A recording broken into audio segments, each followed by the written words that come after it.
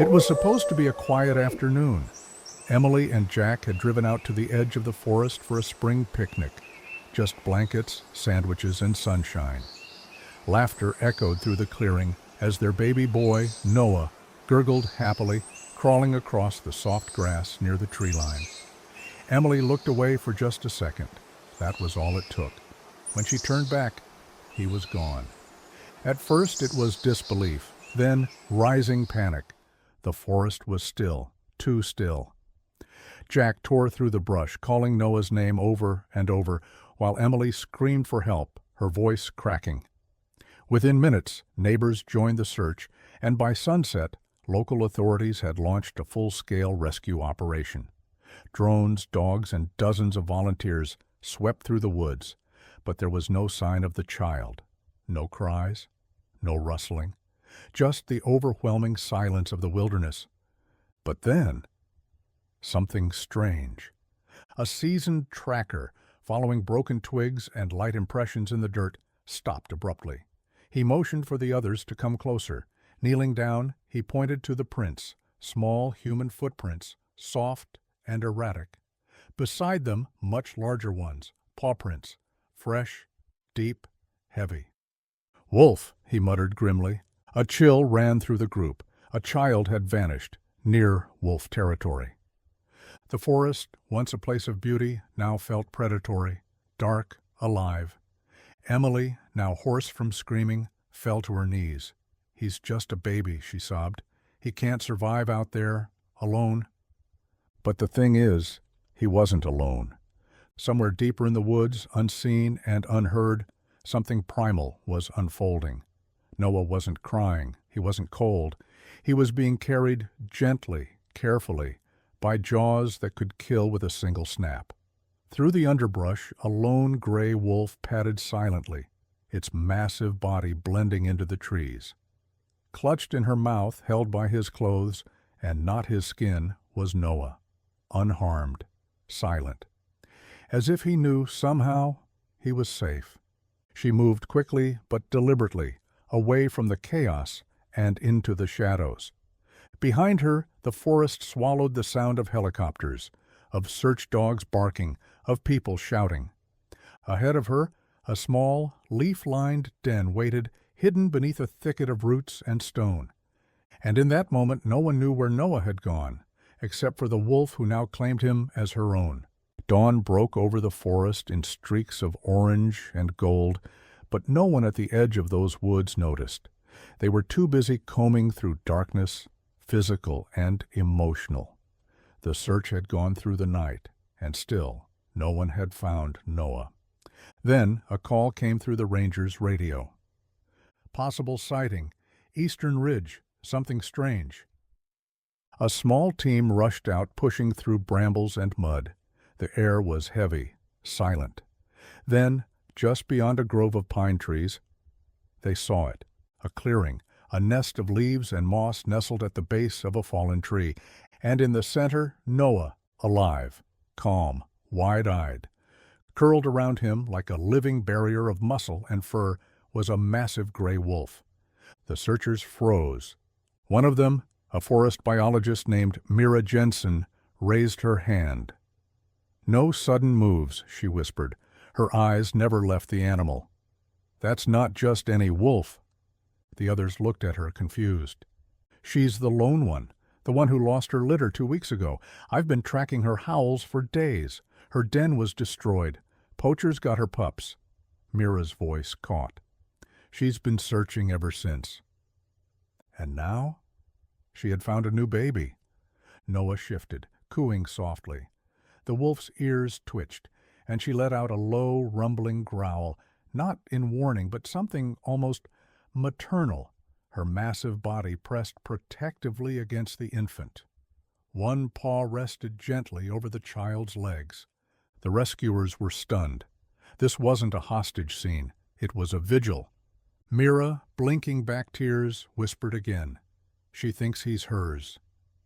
The wolf, thin, weary, but fiercely alert, watched their every move. Her golden eyes didn't show rage. They showed fear, loss, love, and now, refusal. She wasn't letting Noah go. Emily and Jack, waiting in a tent at base camp, were alerted immediately. Emily stood so fast she nearly collapsed. "He's alive!" she cried. "You found him!" "Yes," the ranger said, "but he's not alone." Back in the forest, Mira knelt low, her voice calm. She knew that rushing in would only end in tragedy. "We need to earn her trust," she said. "Fast." But time was running out. Noah couldn't stay in the wild forever, and one wrong move could shatter this fragile connection. The wolf, once feared, was now the only thing keeping the baby alive. And no one knew how much longer she would allow it. The clearing feels like a pressure cooker. No one dares breathe too loud. The wolf stays curled around Noah, her massive body still, her golden eyes never leaving the humans, standing just yards away. Noah stirs. A soft gurgle leaves his lips as he reaches out, grasping at a tuft of fur beside him. He tugs gently. The wolf turns her head, but not in anger. She watches him with the quiet reverence of something ancient. Her ears flick once, then she lowers her muzzle and nuzzles his cheek. The rescuers flinch. One wrong noise, one sudden move. That's all it would take. Mira raises her voice, soft and measured. She's not being aggressive, she's caring for him. Someone behind her whispers, "Yeah," until she changes her mind. Mira shakes her head. Number. She's grieving. She lost her pups. He's filled that void. But she's scared. If we go in wrong, she won't understand what we're doing, and she will defend him. A decision has to be made. The ranger in charge considers using a tranquilizer. But Mira protests. If you hit her while she's holding the baby, he could get hurt, or she could panic. We need another way. She glances at the radio on her vest, then at the wolf. A wild idea begins to form. "I spent a year studying wolf communication patterns," she says, voice quiet. "We trained with vocalizations, soothing howls, call and response tones. Sometimes they work." "You're going to speak wolf to her?" someone asks skeptically. Mira doesn't answer. She steps forward, just one step, and kneels. She cups her hands around her mouth. Then she howls. Not a loud, aggressive call, but a soft, wavering sound, low, melodic, almost like a song. The sound echoes gently through the trees. The wolf's ears twitch. She doesn't growl. She doesn't move. She listens. Mira pauses. Then she lets out another, a little softer this time. A descending note, the sound of submission, of peace. The wolf finally stands. The baby remains nestled in the leaves, blinking up at the trees. The wolf takes a few steps toward Mira, cautious, slow, every muscle taut. Her head tilts. She sniffs the air. Everyone holds their breath. "She's curious," Mira whispers, not threatened. But just then, a stick snaps. A young deputy at the back of the line shifts his foot, cracking a dry branch. The wolf snaps her head toward the sound and bares her teeth. A warning snarl rips from her throat. Noah jolts at the sound and starts to cry.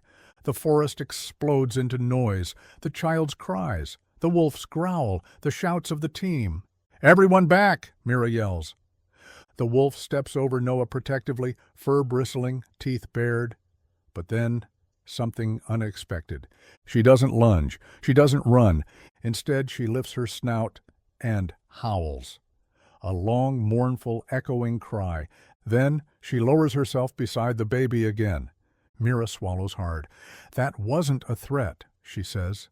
"That was a plea." This isn't just a standoff. It's a mother, begging the world not to take her child again. Everything is still. The clearing holds its breath. Noah is crying now, confused, scared, cold. The sound cuts through the tension like a blade. The wolf lets out a low whimper and lowers her head beside him, pressing her body closer to shield him from the morning chill. She nuzzles his hair gently, then licks his cheek. He calms almost instantly. Mira knows they're out of time. Then Mira remembers something. She turns to Emily, Noah's mother. Do you have anything that smells like him? Emily pulls out a crumpled blue baby blanket, Noah's favorite. Mira steps forward carefully, holding the blanket out.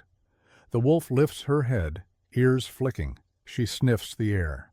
Something shifts. She looks down at the child, then up at Mira. And then, gently, she nudges the baby toward the blanket. Mira moves swiftly, scooping Noah into her arms. Emily and Jack rush in, collapsing around him in sobs. The wolf watches from a few feet away, silent, still. And then she vanishes into the trees. The forest fades behind them. Noah is safe, but Mira can't stop thinking about the wolf. Then she remembers. Weeks earlier, the sanctuary had taken in a lone wolf pup, orphaned, fragile, unresponsive to care. It cried for a mother it no longer had. Mira rushes to the records. It's still there, waiting, deteriorating. Hope sparks. They bring the pup back to the same clearing, leave it in a soft crate, and step away. Hours pass, and then the wolf returns. She sniffs the crate, whimpers, lifts the pup gently by the scruff, and carries it to her old nest. She curls around it and stays. Weeks later, trail cameras show the two thriving, playing, hunting, healing. This wasn't a mistake. It was a second chance. One mother's heartbreak answered by another's hope. What began as a parent's worst nightmare became something no one could have imagined, a story not of fear, but of connection.